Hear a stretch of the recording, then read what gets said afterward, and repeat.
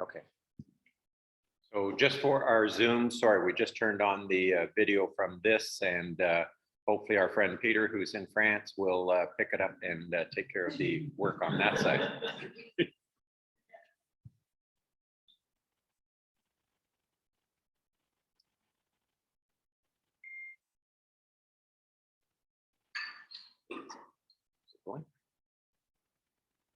Welcome to Hat Trick Farmers. We're the Warriors, Lynne, Nick, and Paul, siblings and business partners. We now farm the farm that we grew up on. It is located south of Blenheim and about 2 kilometers north of Rondo. It was a tobacco farm for the time. Now, along with corn, soybeans, and wheat, grows some specialty crops, including tulips, winterberries, and maple syrup. Whatever we do, we want it to be a family operation.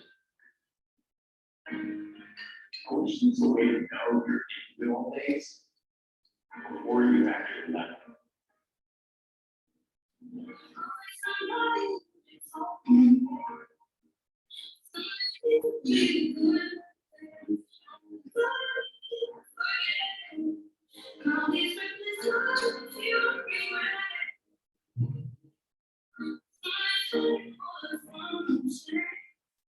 Along with the family farm, the three of us also own a couple other businesses. One is called Warriner Egg, an agronomy services business, where soil sampling and fertility recs are the main services. So come along and we'll show you. We travel around the field to collect the soil samples using our Polaris AT. From each corner of the AT, we collect 3 cores for a total of 12 cores to collect samples.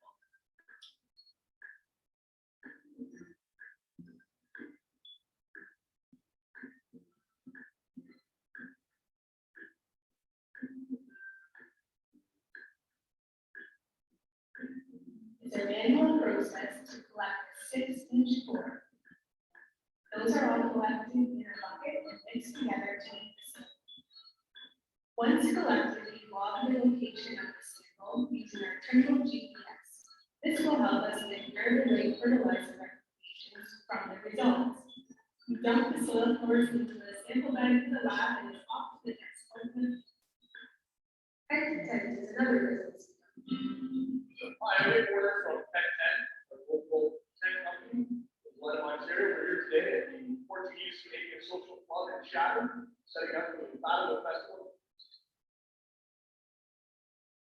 We're happy to provide tent tables and chairs for events like this. All other nights, go Chatham Tent all year round. For more info, with the book of tent, you can find us on Facebook. Check out our website. Now let's take a closer look at the specialty crops we grow on the farm. Now what do I do? Let's kick off with the spring. I got something like that. Okay, what? Our grandfathers did this same book. How do I put it?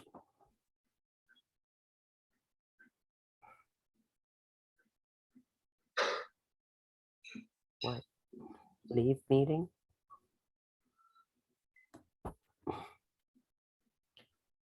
I don't know what you want me to do. In a minute, I'm just going to throw the fucking thing out. I don't care. What do you? Got it. You told me you were on mute. Got it.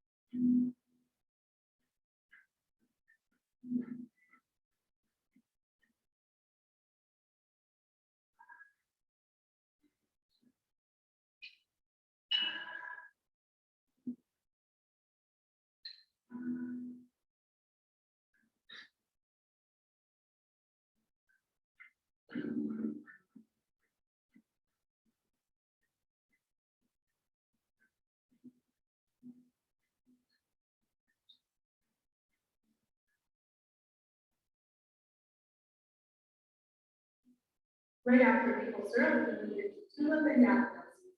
This was a new crop for us in 2020. From the field to the leaves, come along as we eat a flower bouquet.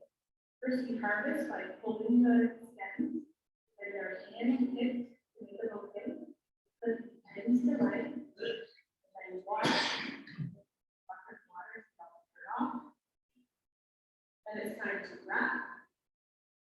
Seal with our Patrick Farms logo, and the bouquet is ready for you. In late fall, it's winterberry season. Winterberries are a deciduous pollen that are used for Christmas decorating. This is our winterberry field, where recently the berries have just turned red. The next clip shows some videos of what we do with the berries once harvested. Up here on the maple syrup back right here, there's two arrangements. And that's finished pulling its winterberries. We've got the lid slice snowman again. Great Christmas tree from over at Blenheim that Blenheim does Christmas tree farm across the road.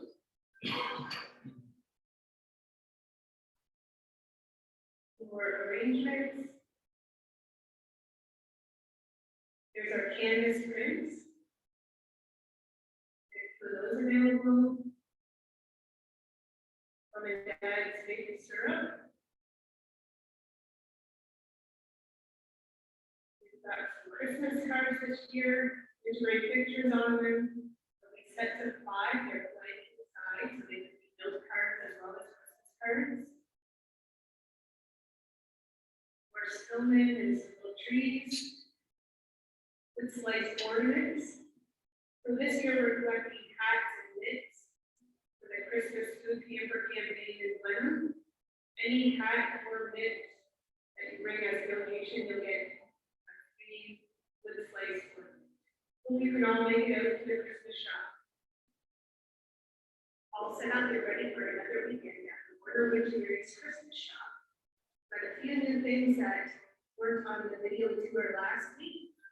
And well sign is finished with the week for a home. Elves now have their winterberry sleigh.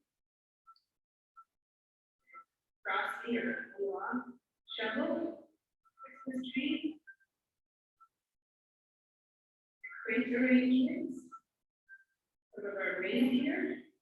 And wood bundles. The sleds are also finished. Their sled. There's that Christmas ladder, another sled. We still have the do-it-yourself kits. Then we've got this cool old log and hollow in the center. We got information as well. We also offer workshops at the park during the winter. We hope you enjoyed your tour of what we do here at Patrick Farms. Thanks for letting us share our family farming story.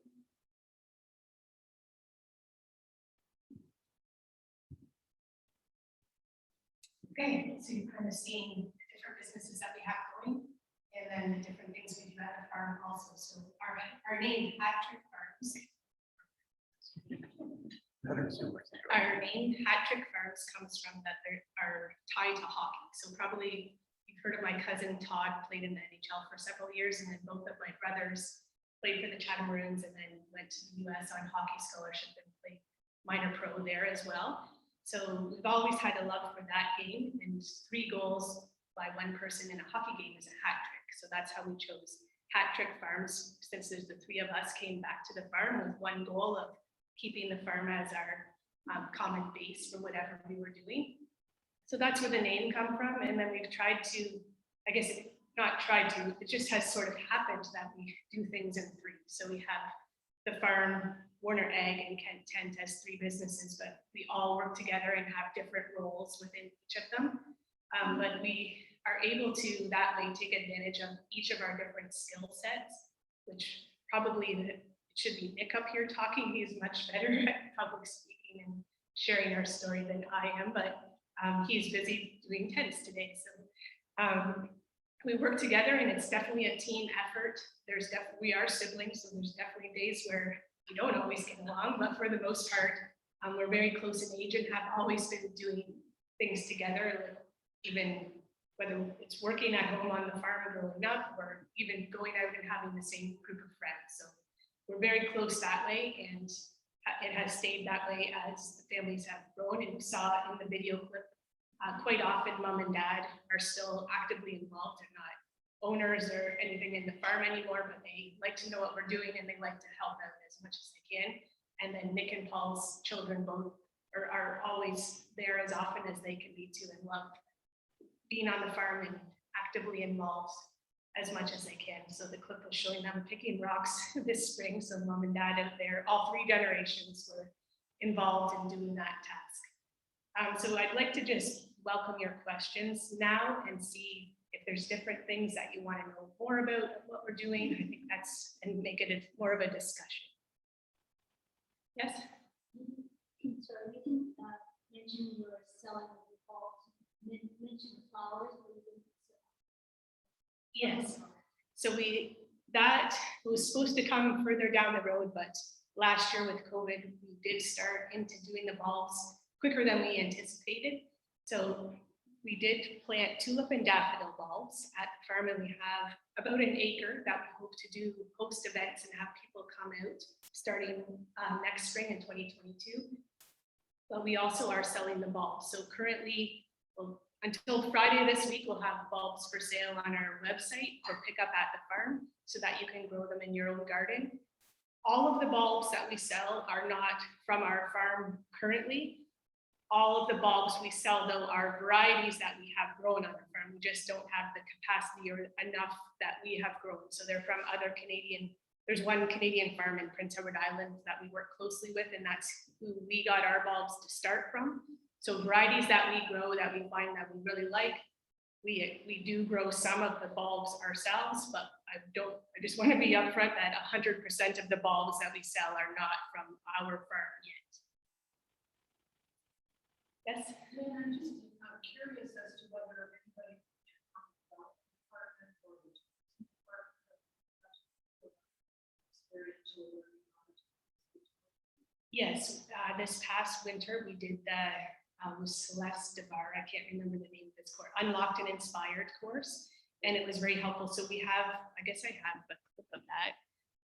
Maybe. There's an experience that we want to run this coming spring. So making it more than just visiting the tulip field and walking around, we want to offer an experience there.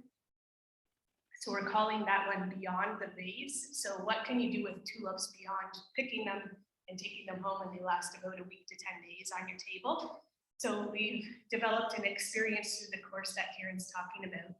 And that is to have a flower press. So people will come pick out the petals, press them in a press that they'll take home with them. Now they're not going to be ready to use right then, but so they'll press them, take them home. But at the experience, they will also, as a group, make a piece of art using flowers that were pressed previously. There's also another component just to make, during the experience, to make your walk around the field more of an adventure. And we've got, we call them personality traits. So we've wrote out for different, they could be for any tulip you choose, but we've got a little story, and you go around and you choose which tulip is that's the personality for whichever tulip you choose. And then the people in the experience will also create their own personality for a flower of their choice while they're there. That will then get used by the next group doing the experience. So it's kind of a continuous project, and hoping that if someone comes and they write out their personality trait for a certain flower, they can tell their friend, and their friend may come back and try to choose the one that their friend wrote, and then find another flower. It just keeps snowballing from there.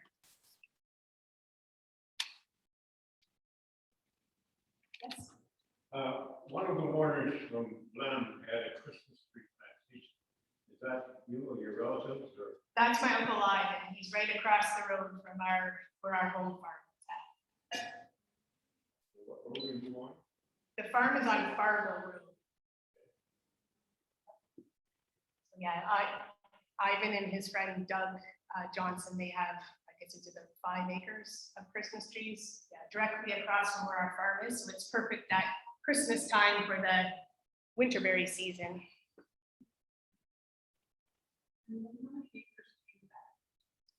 Our home farm is 125 with 116 that's workable.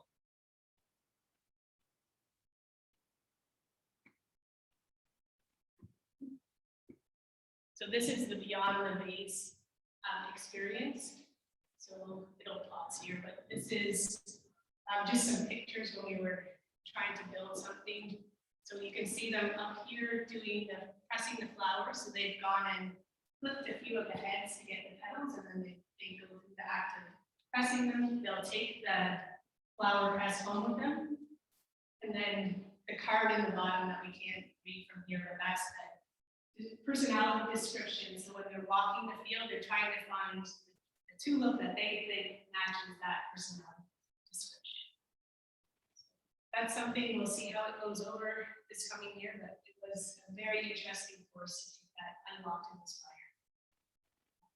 And just think about things more than just going and looking.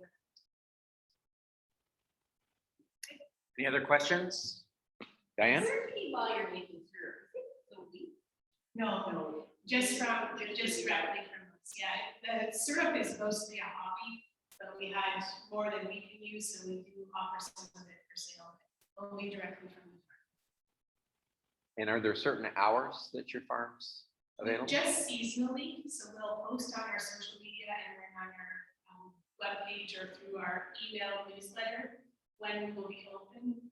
Just because we don't have products available all year round, so it's just seasonally, and then we convert the maple syrup shack. It's used for a lot of different things. It became the Christmas shop.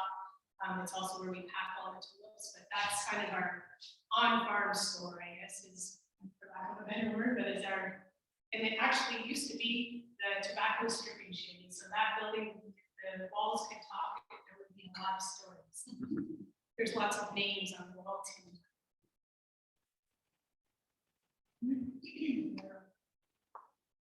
Which is interesting, you must have a lot of tulips. You sell them somewhere, the flowers? The flowers, so this again, just from the farm, and we only, last year was the first that we had that we could harvest. So it was a bit of a different, we'll see how things go this coming year. If things are opened up a little bit more, hopefully we can do more with the tulips as cut flowers too. See those little kids, they could sit at the roadside stand and. Yeah. All right. Yeah. Okay, thank you. Thank you very much, Lynn. Really appreciate you taking the time and coming and sharing this with us.